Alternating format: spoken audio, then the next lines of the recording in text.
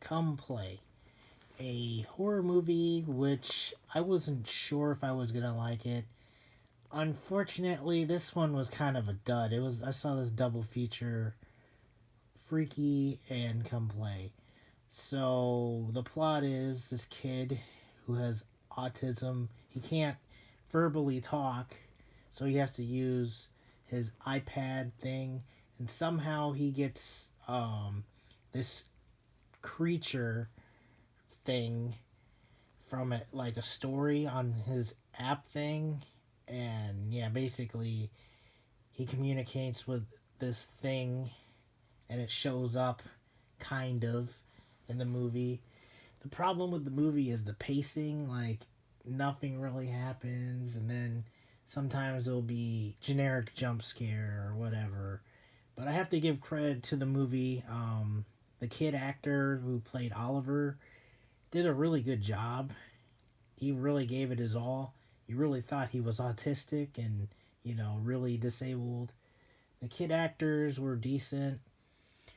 Another problem I have is there, again, with my other problem with the last movie, it was a low kill count. I mean, literally, there's like one. Uh, that's not really a spoiler because this movie really wasn't worth watching. It had potential. It had good moments, like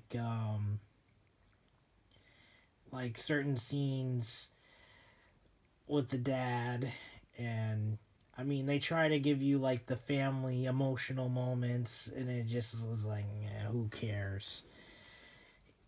You don't really care that much about the characters that much. The mom was kind of a dick. The dad is kind of lazy. The kids are a-holes. You wanted to see the kids die. um, you feel bad for Oliver, but the monster, the the horror, it was more of the borer because like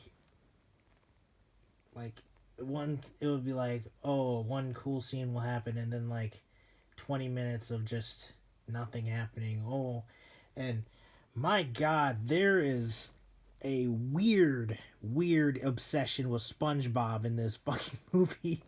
I mean, it was like every other 20 to 15 minutes there have SpongeBob playing or reference. It kind of, at first it was kind of funny, but then at the end it just kind of ruined the movie, to be honest. And the company I checked don't own the rights to SpongeBob or anything. So I don't know why SpongeBob is in the movie so much. I don't know if they were trying to say something about SpongeBob and autism or something. I don't know. But it gets really annoying at the end. I mean, like, okay, they're showing SpongeBob clips. Okay, here's a SpongeBob action figure. Okay, they're humming the SpongeBob theme or right when they're about to get killed or something. I'm like, okay, but